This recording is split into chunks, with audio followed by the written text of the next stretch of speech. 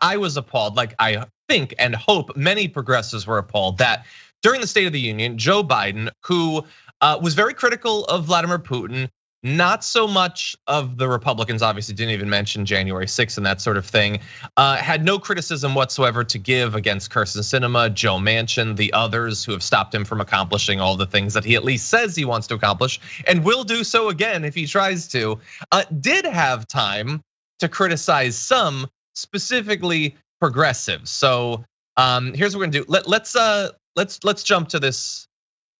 We missed the second. Okay, let's jump to this last video available. Heads up to the director. Not to defund the police, it's to fund the police. Fund them. Fund them. Why has the administration and all the Democrats done a 180? Because it's an election year. And because the polling shows that defund the police was perhaps one of the dumbest slogans in political history. And now they've got to dig themselves out before the first Tuesday in November. Yeah, I mean, that's why a lot of people are cynical when it comes to most people when it comes to things like the CDC. Why are the masks coming off? Because it's an election year. Why are the police suddenly funded? It's an election year. Why do we talk about securing the border? Well, it's an election year. Right. Why are we talking about inflation? It's an election year. Okay, so there you had Biden denouncing the defund the police effort, and it's sort of a two-part issue there for me. One is that he's attacking effectively some progressives, not even that many of the elected officials, but those supporters, activists, those sorts of things.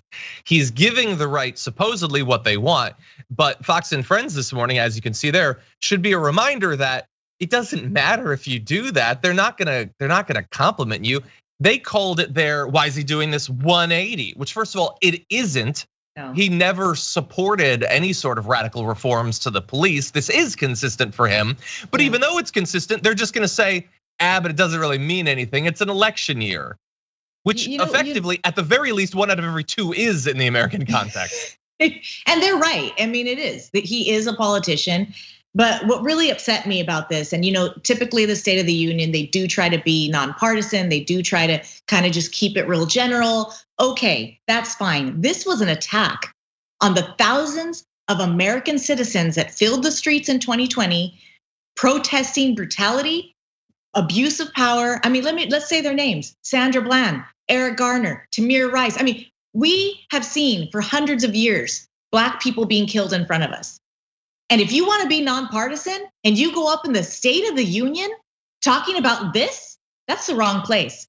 And you know what? It isn't a stupid slogan. We need to really take it seriously. And it has made an impact on this country, because when we got into the streets, marching all over the place during a pandemic, creating the National Guard, taking over cities. I mean, that's something serious. You're gonna flippantly say it in the State of the Union, like if everybody, this shows the fear of the Democratic Party. This shows how much they're willing to pander to the right, not because Joe has changed his perspective on defund the police, but to say it during the State of the Union. I don't even know what party I belong to anymore. I didn't clap once. I wasn't happy once. I mean, he really for a second mentioned no-knock warrants. Okay, Breonna Taylor. Okay, so fund them more. How about let's retrain the police? Maybe come up with your new slogan. Let's not just act like they need more money. We have militarized our local police. They should be focusing on community. On both sides. On both sides. And they should be, the police have plenty of money. What they don't have is a culture of community policing. And that should have been his slogan. That should have been what he talked about. Instead, he's alienating not just progressives, but all of the people who've been affected by police brutality in this country, which is a joke globally. Everybody knows how our police, I mean, here in LA County, we have a gang of sheriffs running around town. Yeah, exactly. Well, what they need, what would really solve the problem, obviously, is more funding.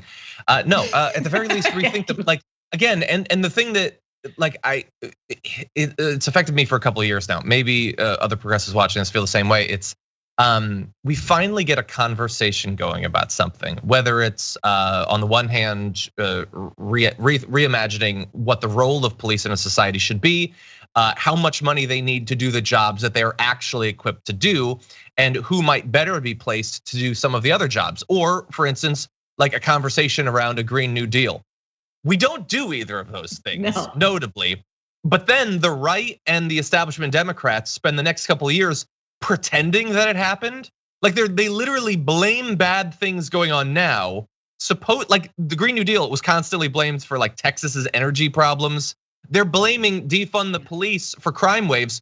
We didn't do either of those. No one got defunded. We didn't defund the police. We didn't get a Green New Deal. How could they be responsible when we didn't actually do them? It's like when the right will spread, like it was like in 2020, they would show these like photos of store shelves empty, and they're like, this is what it looks like under socialism. Like, no, that's what it looks like now under capitalism. Yeah. Whatever problems are happening, we didn't get our chance yet. That means it's on you. That's how that actually works. And the defund the police slogan was a very strong slogan. And guess what? It did its job because he just mentioned it in the State of the Union. And that is a very, very big deal. Of course, he was against it. But if he was really trying to be a leader in this country, he would seriously consider that. Kamala had the nerve to stand up and clap. Disgusting. Sit your butt down. We haven't even seen you for this whole year. I don't know where you've been. You just popped up out of nowhere. We got Nancy rubbing her hands and Kamala clapping. This is a time to really consider our policing in this country. We need to reimagine policing, retrain policing. Instead, he uses the same tactic as the defund the police slogan. We need to fund it. All right, well, you're just so afraid of Trump running again that you want to make sure to get all of these people to vote for you. When you said it yourself, John, look at Fox News. They're not going to vote for you. They think you're a joke. They're going to call you a liar. Exactly. Yeah, no, but that's at least for him. This is consistent. It says he a has lot. Spent his entire life trying to get them to accept him. Obama did the same thing. Yeah, we'll never learn. We're in a couple of years. We're gonna be doing a stream about this. Assuming that Trump isn't president again, it'll be like President Buttigieg or whatever, and he's gonna be trying to reach across the aisle, and they're gonna be slicing his hand off with a katana. That's just the way that it's going to go. They will never learn. That's why they have to be replaced. It does say a lot of who he thinks the popular kids are. Yeah, totally. Defund the Democratic establishment. Defund that. Defund the DNC. Okay, defund the. I like that. For more political news, breakdowns, interviews, stories of activism, and me trying my hardest to care about the occasional big celebrity news story, subscribe to our YouTube channel at youtube.com/The Damage Report. And you can ring the bell wherever it is so you don't miss anything.